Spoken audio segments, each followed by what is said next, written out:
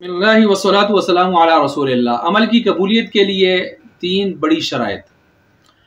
یہ ضروری نہیں کہ ہر وہ کام جس کو ہم دین سمجھیں اور بظاہر اچھا سمجھیں وہ دینی اور ثواب کا ہی کام ہو اور ہمیں ثواب ملے۔ ہو سکتا ہے کہ وہ کام ثواب کا نہ ہو اور ہم ثواب کے بجائے ہمیں عذاب مل جائے۔ اس وجہ سے ہمیں شرائط کو دیکھ لینا چاہیے، کیونکہ قرآن کریم اللہ تعالیٰ فرماتے ہیں وَمَنْ أَحْسَنُ دِينًا مِّمَّنْ أَسْلَمَ وَجْهَهُ لِلَّهِ وَهُوَ مُحْسِنٌ، کہ جو شخص بھی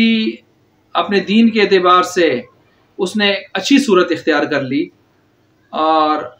اپنے آپ کو اس نے کیا کر لیا، اپنے آپ کو اپنے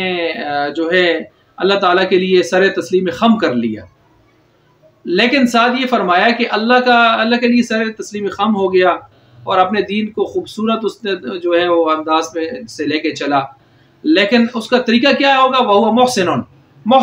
ہونے کی صورت میں یا محسن ہونے کی حالت میں۔ محسن کا کیا مطلب ہے؟ محسن کا مطلب یہی ہے کہ وہ اپنی مرضی سے اتباع نہیں کرے گا، اطاعت نہیں کرے گا، بلکہ اللہ تعالیٰ کو خوش کرنا ہے، راضی کرنا ہے، تو حضور علیہ السلام کی سنت کو اور طریقہ رسول کو اور طریقہ نبوی کو دیکھ کر اس کے مطابق چلے گا، تب جا کے یہ اس کا عمل یا اس کی اتباع یہ ساری چیزیں تب قابل قبول ہوں گی۔ دیکھیں قرآن کریم میں دوسری کئی جگہوں پر ہے لِيَبْلُوَكُمْ أَيُّكُمْ أَحْسَنُ عَمَلًا، ادھر سے 12ویں پارے کے شروع میں دیکھ لیں، 29ویں پارے میں دیکھ لیں کہ اللہ تعالیٰ یہ نہیں فرما رہے کہ میں تمہیں آزماؤں گا، تمہیں اس لیے پیدا کیا، زندگی موت دی، یا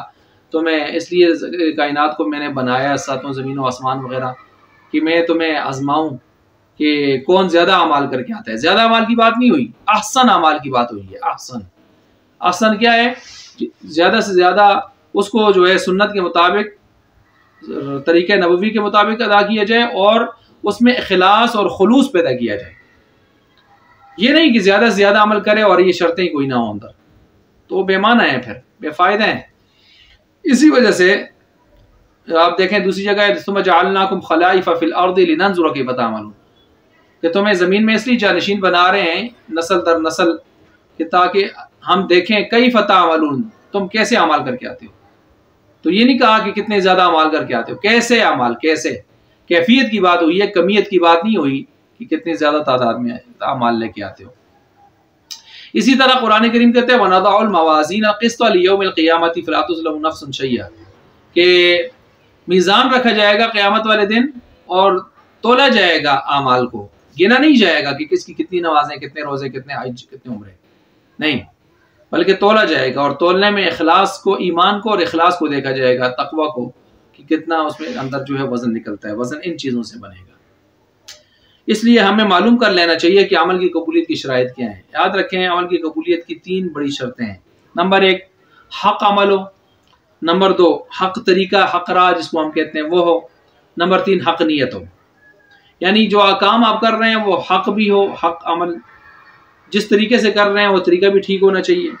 جس نیت سے کر رہے ہیں وہ نیت بھی کیا ہونی چاہیے ٹھیک، وگرنہ آپ کا یہ عمل ضائع ہو جائے گا۔ مثال کے طور پر کوئی آدمی چوری کر رہا ہے، ڈاکے مار رہا ہے، اس سے کوئی پوچھتا ہے کیوں یہ کام کر رہے ہو، کہتا ہے جی میں غریب لوگ ہیں، ان کے کمانے والا نہیں ہے، تو میں ڈاکے مار کے جو ہے امیر لوگوں سے رقمیں ان تک پہنچاتا ہوں تاکہ ان کے چولہے جلیں۔ دیکھیں یہ عمل اس کا غلط ہے، عمل غلط ہونے کی وجہ سے اس کی نیت سے یہ صحیح نہیں ہوگا۔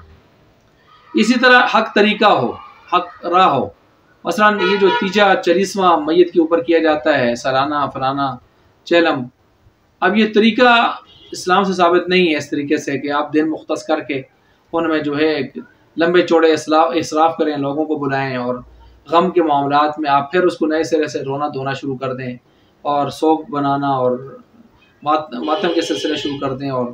غموں میں جو ہے آپ دعوتیں اڑانا شروع کر دیں، کھانا پینا، یہ چیزیں، تو یہ نہیں ہے۔ اب ظاہر بات ہے یہ طریقہ غلط ہے، پھر اب یہ طریقہ جب غلط ہے تو اس طریقے سے آپ ایصال ثواب والا سلسلہ نہیں ہوگا۔ اسی طرح دیکھیں ثنا، آپ اللہ اکبر کرتے ہیں، ثنا شروع میں پڑھتے ہیں، آپ کوئی کہے جی ثنا سنت ہے، درود بھی سنت ہے، تو میں درود جیسے اذان سے پہلے شروع کر لیتا ہوں اللہ کے نام سے پہلے، تو یہاں بھی درود ہم ثنا پر لے آتے ہیں اور ثنا کو آخر میں لے جاتے ہیں بعد میں اس کے درود کی جگہ پر، تو یہ ظاہر بات ہے یہ بات کیا ہوگی، غلط ہوگی۔ اسی طرح جو ہے یہ کوئی تسبیحات ہے 33 مرتبہ سبحان اللہ الحمدللہ، اس کو کوئی بڑھا کے 50 100 مرتبہ کرنا چاہتا ہے تو یہ طریقہ کار غلط ہوگا، ان کو اسی ترتیب سے اسی فگر سے پڑھے جو حدیث میں وارد ہو گئی ہے بس۔ نمبر 3، حق نیت ہونی چاہیے۔ اگر حق نیت نہیں ہے تو ریاکاری کی ہے، نمود نمائش کی اور ناموری کی ہے، شہرت کی ہے، تو ظاہر بات ہے اس کا عمل کیا ہو جائے گا؟ ضائع۔ اسی وجہ سے اگر کھجور اس نے دی ہے، اخلاص ہے، تو احد پہاڑ کی سونا خرچ کرنے کے برابر ثواب مل سکتا ہے۔ وگرنہ سونا خرچ کیا احد پہاڑ کے برابر، لیکن اس میں نمود نمائش تھی، تو اس کا کچھ بھی ثواب نہیں ملے گا۔ بہرحال عمل کی قبولیت کی چند شرطیں ہیں، اور اس کے لیے قرآن کی چند آیات بھی میں نے آپ کے سامنے رکھ دی ہیں۔ اللہ تعالیٰ سب نے عمل کرنے کی توفیق عطا فرمائے۔